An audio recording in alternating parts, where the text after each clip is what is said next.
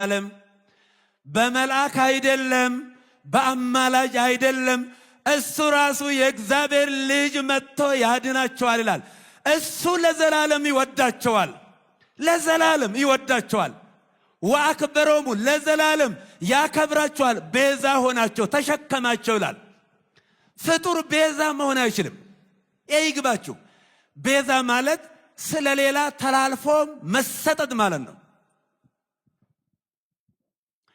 ነይ እምዬ ማርያም ቤዛ ነሽ አሉ ለዓለም።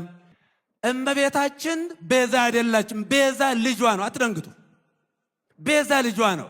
ነይ ቤዛ ነሽ አሉ ለዓለም ተብሎ አይሰበክም። ቤዛ ተቀዳሚ ተከታይ የሌለው አንድ የእግዚአብሔር ልጅ ብቻ ነው። መጽሐፍ ቅዱስ አውጡ ዕብራውያን ምዕራፍ 9 ቁጥር 11 ላይ ምዕራፍ 9 ቁጥር 11 ላይ ምን ይላል? ነገር ግን ክርስቶስ መጣ ዘንድ ላለው መልካም ነገር ሊቀ ካህናት ሆኖ በምትበልጠውና በምትሻለው በእጆችም ባልተሰራች ማለት ለዚህ ፍጥረት ባልሆነች ድንኳን ፈጽሞ ወደ ቅድስ በገዛ ደሙ የዘላለም ቤዛነትን አግኝቶ በገዛ ደሙ ገባ እንጂ በፍየሎችና በኮርማዎች አይደለም።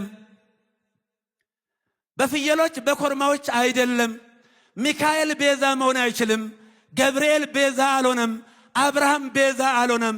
የትኛውን ፍጡር ቤዛ አልሆነም። ለዘላለሙ ልጇ ነው ቤዛ። የእመቤታችን የቅድስት ድንግል ማርያም ልጇ የዓለም ቤዛ፣ የዓለም መድኃኒት፣ ለዓለም የተከፈለ በቀራንዮ ላይ የሞትና የኃጢአት መድኃኒት ሆኖ ለኛ የተሰጠ ልብ በሉ።